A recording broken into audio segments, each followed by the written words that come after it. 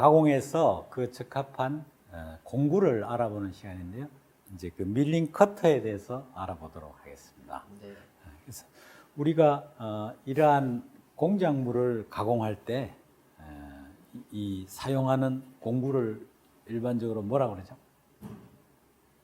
엔드밀. 예, 엔드밀. 뭐 가장 흔한 것이 이제 엔드밀의 종류가 되겠는데 이제 그 이렇게 어떤 형상 가공 이전에 제일 먼저 이제 어떤 재료를 가공을 할 때 필요한 공구가 있죠. 네. 예, 그게 이제 바로 이제 페이스 카트라 일본어로 그러지만 정면 카트라고도 그렇게 얘기를 하는데 이제 이것을 사용해서 재료 가공을 먼저 하죠. 평면이죠. 다 하는 것이. 그래서 이제 일반적으로 우리가 평면 가공 혹은 재료 준비할 때 쓰는 것이 이제 페이스 카터.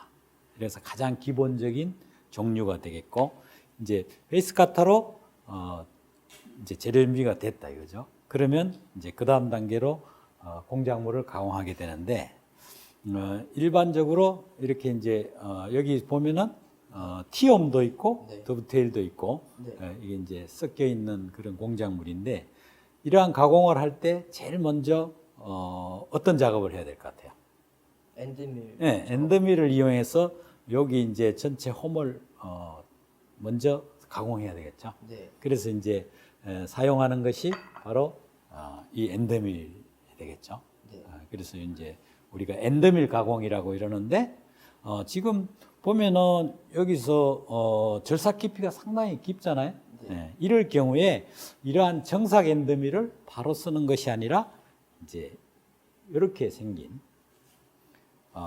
그 엔더밀 날에 홈이 돼 있는 이것을 이제 우리가 보통 랩핑 엔더밀이라고 그러죠. 그러니까 황삭 엔더밀인 거죠. 네. 이 황삭 엔더밀을 가지고 먼저 황삭을 한 다음에 이제 바로 정삭 엔더밀 가지고 이제 마무리 작업을 하게 되겠고 이제 여기서 그다음 이런 T홈이나 네. 더브테일이 있다 그러면 이제 여기에 맞는 공구를 또 선택해서 가공을 해야 되겠죠. 네. 예. 그랬을 때 이제 T홈인 경우엔 바로 이 T홈 카타를 이용해 가지고 이렇게 T홈을 가공하는데 바로 이제 이러한 이제 형상이 다를 때는 엔더밀만 가지고 모든 것을 완성할 수 없기 때문에 이런 T홈 카타가 필요하게 됐고 이제 또 하나 형상이 T홈과 다른 게 하나가 또 있죠. 뭐죠? 더브테일. 네, 바로 이제 각도를 가지는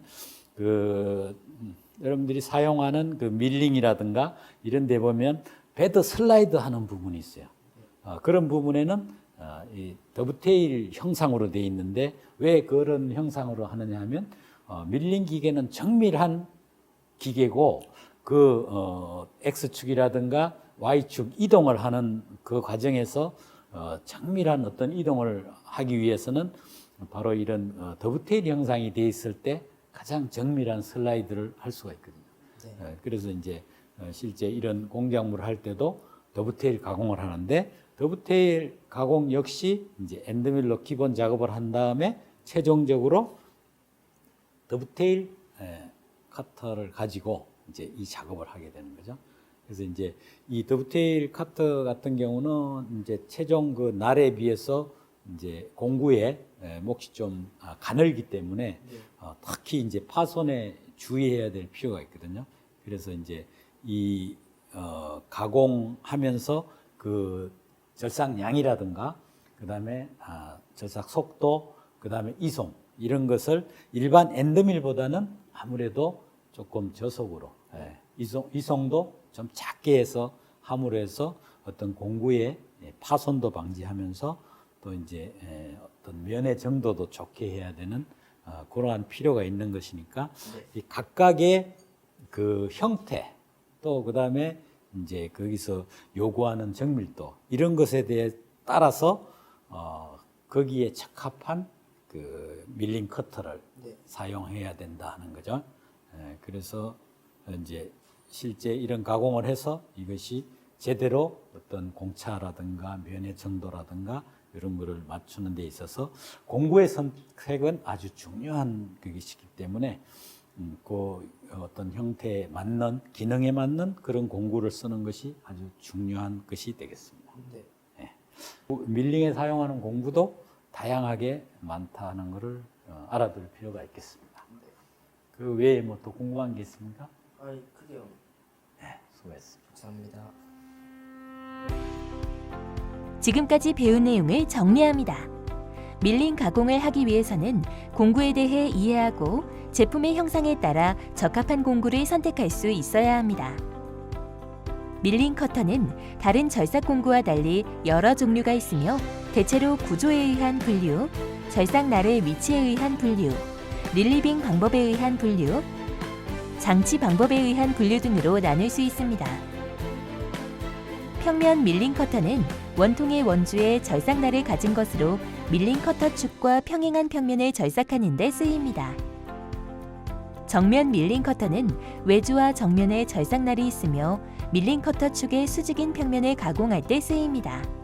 정면 밀링 커터는 절삭 능률과 다듬질면 정밀도가 우수한 초경 밀링 커터를 많이 사용합니다.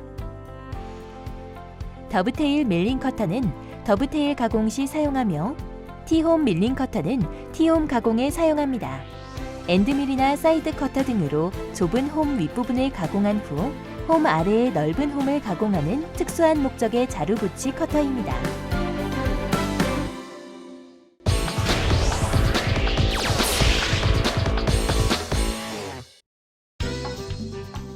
직격 인터뷰.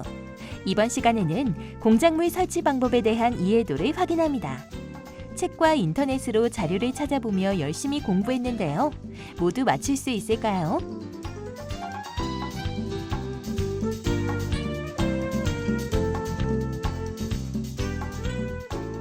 첫 번째 문제입니다. 바이스를 이용해 공작물을 고정할 때 올바른 방법이 아닌 것은 1번, 바이스를 테이블 위에 설치한 후 다이얼 게이지로 평행도를 측정한다. 2번, 가공물과 마우스피스에 틈새가 있을 때는 클램프를 사용한다. 3번, 공작물을 작업할 때는 바이스 2대를 테이블과 직각으로 장치하여 안전하게 작업한다.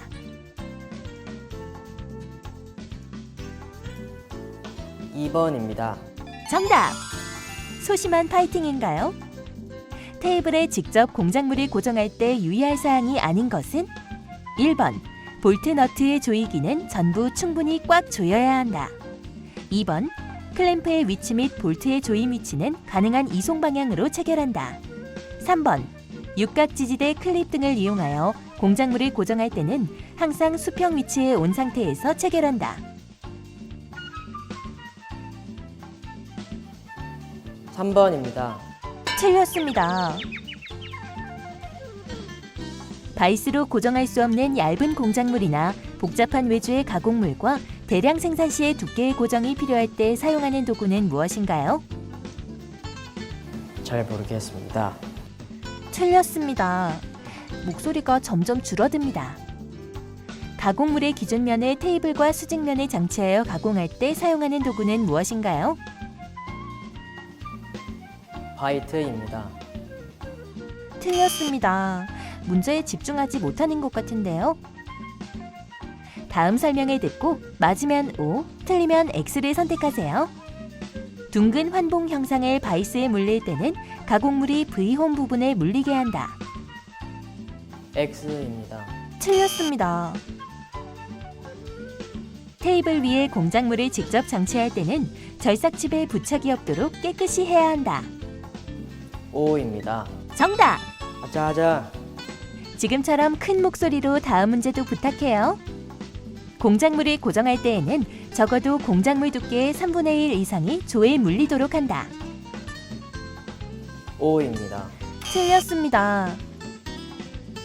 표면이 불규칙하고 거친 공작물은 바이스 조면의 둥근 막대를 이동조와 공작물 사이에 끼워준다. O입니다. 틀렸습니다.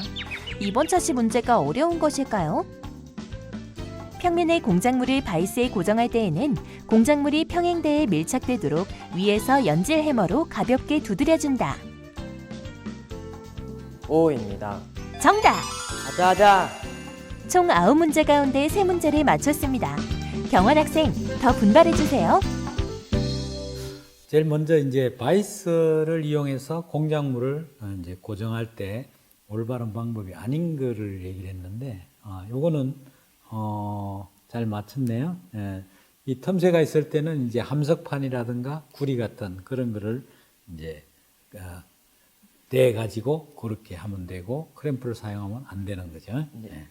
자, 2번 같은 경우에 이제 그 테이블에 직접 그 공작물을 고정할 때 그 유의할 사항이 아닌 것이라 그랬는데, 네. 이제 이 볼트 조이기는 전부 충분히 꽉 조여야 된다 이랬는데, 그 실제 그렇게 하면 안 되는데 어떻게 하는지 알아요? 뭐 저번에 배웠는데 네. 토크 렌치로 힘을 그렇죠. 조정하면 되시. 예, 그 무조건 세게 조이기보다는 토크렌치를 이용해서 그 조임력을 아주 일정하게 딱 어느 수준만큼 맞춰서 이렇게 하면 되고, 그보다 또 중요한 게 볼트 하나가 아니고 이제 여러 군데 있을 때는 네. 이렇게 여기 하나 조이고 이쪽 조이고 이렇게 엇갈리게 대각. 대각선으로, 그래서 어떤 균형을 맞춰주는 게 중요하니까 이제 무조건 세게만 조이지도 않고 이제 한 군데부터 그냥 꽉 조이지도 않고, 이런 건 상당히 중요한 부분이니까 그건 알아두면 되겠습니다. 그 다음에 이제 3번에 그 바이스로 대부분 이제 밀링에서는 공작물을 고정하는데, 이제 이게 바이스로 안 된 아주 얇은 거나 또 복잡한 형상으로 돼 있다 이럴 때 이제 뭘 쓰느냐 하는데, 이제 현장에서는 대부분 이제 우리가 밀링에서 가공하는 것이 그 철계 금속 세다 보니까 마그네트에 다 붙잖아요. 네. 그래서 제일 많이 쓰는 게 사실은 마그네트 척, 또 이제 더 중량물이 되면은 이제 크레인을 이용해서 로프를 이용한다든가 이렇게 하는데, 일반적으로 많이 쓰는 게 이제 마그네트 척을 가장 많이 써요. 그다음에 이제 4번에 있어서는 이게 그 가공물의 기준면을 테이블에 수직면에 장치해서 하는 게 뭐냐 이런데, 요거를 이제 우리는 앵글 플레이트라고 그렇게 얘기를 해요. 그다음에 이제 그 둥근 함봉 형상을 바이스에 둥근 이렇게 함봉으로 되어 있는 걸 바이스에 물릴 때 이제 가공물이 부위홈에 물리게 한다라는 건데, 만약 그 부위홈이 없으면 이것이 바이스의 면에만 닿으면 한 선으로만 고정하게 되니까 좀 불안하게 되겠죠. 네. 그러니까 이럴 때는 뭐 바이스에 부위홈이 있으면 그 부위홈에 물리면 3점으로 지지가 되기 때문에 아주 견고하게 잘 물릴 수 있으므로 부위홈에 물려야 되는 게 맞습니다. 그 다음에 이제 7번 같은 경우 공작물을 고정할 때 그 공작물의 두께가 있는데, 공작물 두께의 3분의 1만 물린다 했는데, 그렇게 되면 불안하게 되겠죠. 그 절삭력이 미치는데 잘못하면 넘어갈 수가 있으니까 공작물을 물릴 때는 깊게 가공해서 엔드밀하고 간섭이 되지 않는 한 최소한 3분의 2 이상 물리도록 하는 게 안전한 고정 방법이 되겠습니다. 그 다음에 이제 8번에 이제 표면이 그 좀 불규칙하고 거친 공작물은 그 바이스 조면에 둥근 막대를 조와 사이에 끼운다 했는데, 그렇게 그 막대를 대면은 결국은 좀 불안한 그 물림이 되겠죠. 그럴 때는 이제 좀 가공하려는 공작물보다 좀 연한 연질인 구리라든가 알루미늄 판을 대고, 또 그 아래는 어떤 두꺼운 종이를 댄다든가 이렇게 해서 해주는 게 맞습니다. 그 외에 또 궁금한 게 있나요? 그 보니까 바이스를 고정할 수 없는 얇은 공작물을 네. 마그네틱적으로 고정할 수 있다 했는데, 오히려 반대로 긴 공작물을 물릴 수 없을 때도 있잖아요. 네. 그럼 긴 공작물을 물릴 수 있게 하는 방법. 네. 네. 그 얇고 길 경우에는 또 이제 금속 스틸이 아닌 경우는 또 마그네트 척에도 붙지도 않잖아요. 네. 그런 경우는 이제 일반적으로 그 진공척을 많이 써요.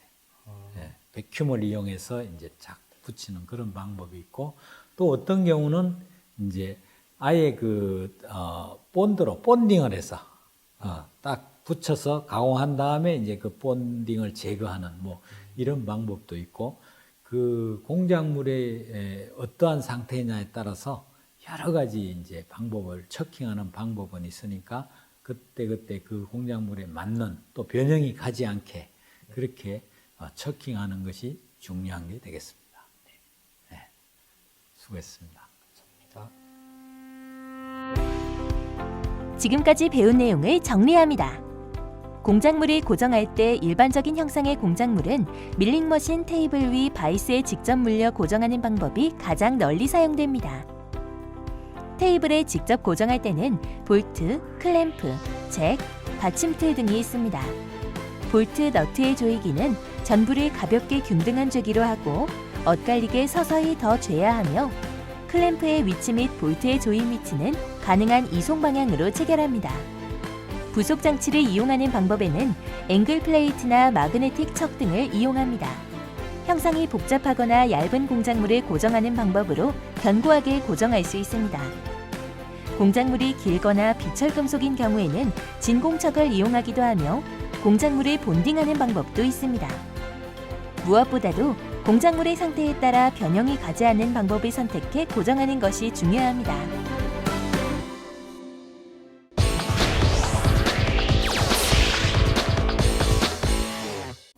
강사님 시작하겠습니다. 경환 학생이 지금 하려는 작업은 무엇인가요? 밀링 테이블 위에 공작물을 고정할 그 바이스를 설치하고 있는데 일단 그 바이스가 각도가 정확히 안 맞기 때문에 그 각도를 그 테이블 축, X축하고 평행도를 맞추는 작업을 하고 있습니다. 그러기 위해서는 이제 측정기가 필요한데 다이얼 인디케이터를 이제 주축에 물리거나 아니면 마그네트 스탠드를 주축 부근에다 고정시켜 가지고 그 바이스의 조 부분이 평행도가 맞는지 안 맞는지를 지금 측정해 볼 겁니다. 그래서 바이스 설치는 굉장히 중요한 작업 중에 하나로 만약 이것이 약간 틀어져 있으면 공작물이 위치도 안 맞고 치수도 안 맞게 되는 거니까 이 작업은 굉장히 중요한 작업이 되겠어요. 지금 바이스의 조는 굉장히 정밀하게 연마가 돼 있어서 이게 이제 진직도가 잘 맞는 거거든요. 그래서 이제 그 진직도대로만 보통 이제 우리가 100분의 1 안에 들게 맞추는 거죠. 적으로 이제 그런 틀어짐 정도나 조임 정도에 대해서 자기가 이제 어떤 숙달을 하게 되면 훨씬 더 빨리 평행도를 맞출 수가 있게 되겠습니다. 지금 특이하게 생긴 재질을 낀 것 같은데 저건 무엇인가요? 이게 이제 마스터 블록인데요. 실제 이제 바이스 조의 평행 상태를 맞춘 다음에 실제 가공할 공작물처럼 생긴 마스터 블록을 그 바이스에 고정을 해서 이게 이제 금방 평행도 잡은 상태로 평행도나 그 다음에 평면도가 제대로 맞는지를 지금 테스트하고 있습니다.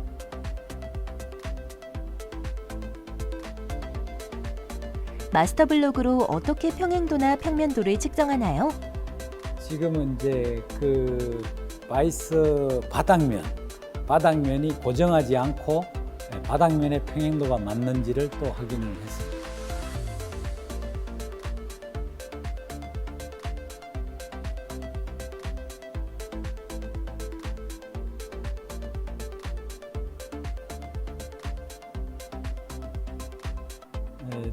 이제 그 길이 방향으로 했는데 이제는 직각 방향으로도 맞는지를 또 확인하고 있습니다.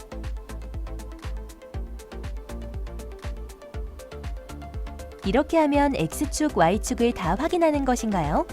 네, 두 축을 다 이제 두 축에 대한 평면도를 다 확인하는 거예요. 섬세한 손길로 평면도를 확인하는데요. 다이얼 인디케이터의 눈금이 움직이지 않는 것을 보니 평면도가 잘 맞았네요.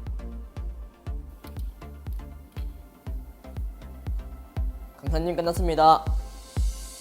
예, 지금 그 바이스를 설치해서 그 평행도를 확인을 했는데 마스터 블록까지 사용해서 전체 직각도, 평행도까지 다 확인을 했는데 시간은 좀 걸렸지만 아주 정확히 잘 그 세팅 작업을 한 것 같습니다.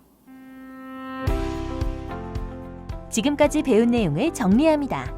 설치된 바이스의 각도를 맞추는 작업을 실습했습니다. 바이스의 각도를 테이블의 X축과 평행을 이루도록 조정했는데요. 다이얼 인디케이터를 이용해 평행도를 맞춥니다. 바이스의 조 부분은 굉장히 정밀하게 연마되어 진직도가 잘 맞는 상태인데요. 이 진직도를 기준으로 100분의 1 정도의 오차로 맞추게 됩니다. 작업자가 바이스에 틀어진 정도나 조임 정도에 숙달되면 더 빠르게 평행도를 맞출 수 있습니다.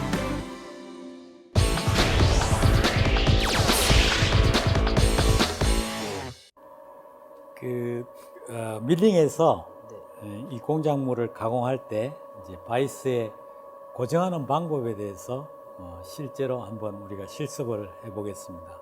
일반적으로 그 재료는 지금 보는 것처럼 이렇게 소잉 머신에서 이제 톱으로 절단해서 오기 때문에 이 면이 직각이라든가 어떤 평행도 이런 게 잘 안 맞을 수가 있거든요. 이럴 때 이제 이것을 처음에 어떻게 하는 건지 그것을 보여주도록 하겠습니다. 그래서 이제 일반적으로 제일 그 페이스 카터를 이용해서 첫 면을 깎는 것은 가장 넓은 면, 넓은 면 쪽을 이제 가공을 하게 되는데 이제 실제 고정을 해보겠습니다. 바이스에 평행 블록을 놓고 가공되지 않는 재료를 고정해 줍니다.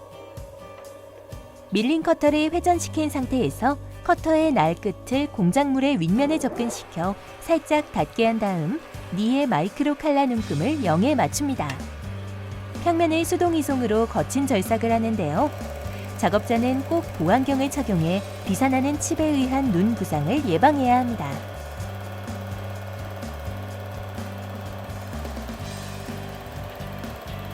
가공이 끝나면 주축의 회전을 멈춘 후 테이블을 원위치로 돌리고 절삭면의 상태를 확인합니다.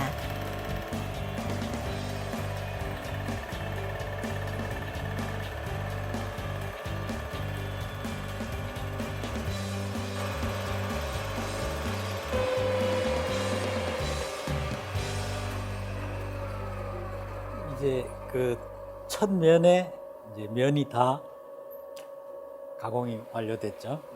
이제 여기서 다음 면은 이 면과 직각이 되게끔 그렇게 이제 어떻게 고정하느냐 이게 중요한데 일단은 이제 한 면이 완성됐으니까 다음 면 가공을 위해서 일단은 바이스를 풀고 그다음에 연칠을 한 다음에 면 가공이 끝난 공작물은 줄을 이용해 못따기 작업을 해줍니다. 이 앞쪽 면하고 이 바이스 뒷면은 아직 가공이 안 된 상태잖아요. 이렇게 되니까 이 뒷면이 밀어주는 면이 평행이 안 되다 보니까 이제 이 공작물 자체가 크게 보면 이렇게 기울어질 수도 있고 또 이렇게 기울어질 수도 있다 이거죠. 이랬을 때 이제 이 일정하지 않는 가공하지 않은 면을 어떻게 이제 뒤에서 지지해 주느냐 하는 게 중요한데 이럴 때는 이러한 핀을 가지고 핀을 갖다가 고정하면 어떤 면이 닿는 게 아니라 한 선이 닿아줌으로 해서 앞쪽에 완전 밀착이 될 수 있거든요. 그래서 이제 이 핀을 가지고 넣을 때 중요한 것은 이 바이스 조보다 위로 올라오면 또 이게 밀어주는 힘 때문에 기울어지겠죠. 그래서 이 바이스 상면보다 이 중심이 약간은 내려갈 수 있게 이렇게 해주는 게 중요합니다. 1면을 기준면으로 2면을 가공해줍니다.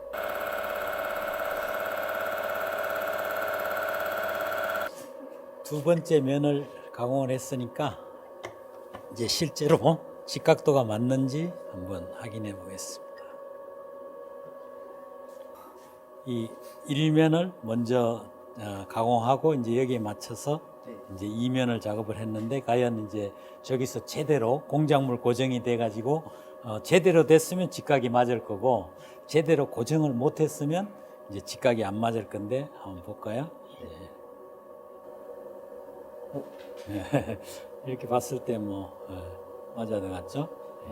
네, 수고했습니다. 감사합니다. 지금까지 배운 내용을 정리합니다. 바이스에 공작물을 고정하는 방법을 배웠습니다. 일반적인 형상의 공작물은 밀링 머신 테이블 위에 바이스에 직접 물려 고정하는 방법이 가장 널리 사용되는데요. 육면체의 공작물을 고정할 때에는 긴 쪽면을 바이스에 물려주는데요. 공작물을 고정할 때에는 적어도 공작물 두께의 3분의 2 이상이 조에 물리도록 해야 합니다. 가공물이 바이스에 물려있는 부분보다 돌출되어 있는 부분이 많을 때는 클램프로 보강해줍니다. 긴 공작물을 작업할 때는 바이스 2대를 테이블과 직각으로 장치하여 안전하게 작업하는 것이 좋습니다. 표면이 불규칙하고 거친 공작물은 바이스 조면에 구리나 알루미늄과 같은 연질금속으로 만든 보호판을 대고 밑면에는 두꺼운 종이를 끼워 고정합니다. 기준면과 직각인 면을 절삭할 때에는 둥근 막대를 이동조와 공작물 사이에 끼워줍니다. 평면의 공작물을 바이스에 고정할 때에는 공작물이 평행대에 밀착되도록 위에서 해머로 가볍게 두드려주는 것이 좋습니다.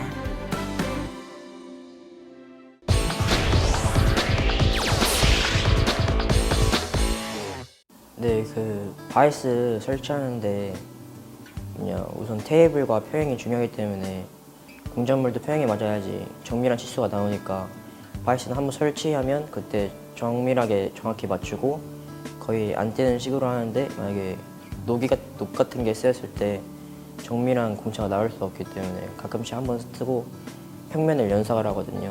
그래서 교체 주기가 좀 많이 느린 것 같아요. 이제 뭐 거의 비슷한 크기의 그런 공작물을 반복한다면 이제 한번 설치하고 난 후에는 잘 안 되는데 사실 바이스라는 것도 이제 사용하다가 보면 이렇게 각도가 틀릴 수도 있거든요. 틀어질 수 있는 거죠. 그러다 보니까 원래는 바이스가 이제 어제 장착해놨던 것이 오늘 그대로 있는데 오늘 그냥 바로 쓰는 것이 아니라 한번 평행도라든가 이런 것들을 한 번씩 확인하고 사용하는 것이 중요한 거죠. 그래서 게이지 0점 잡듯이 이 바이스도 이제 사용하기 전에 아침에 한 번 정도는 이제 평행도라든가 평면도를 확인하고 쓰는 것이 좋고 이제 사실 큰 공작물 바이스에 물리기 어려운 거는 이제 바이스를 드러내고 밀링 테이블 위에다가 클램프로 이제 고정을 하게 되는데 이런 경우는 이제 일단 바이스를 뗐기 때문에 그러한 큰 공작물을 가공하는 다음에 다시 이제 바이스를 설치해야 된다. 이럴 때는 이제 바이스 밑면의 청소라든가 이런 것들을 깨끗이 하고 해야만이 그다음 바이스에 물려서 정밀한 작업을 할 수 있기 때문에 그러한 어떤 바뀌는 과정에서의 확인은 꼭 필요하고 또 이제 다른 사람이 썼다가 내가 쓰는 경우 이런 경우도 꼭 확인을 한 번씩 해줄 필요가 있습니다.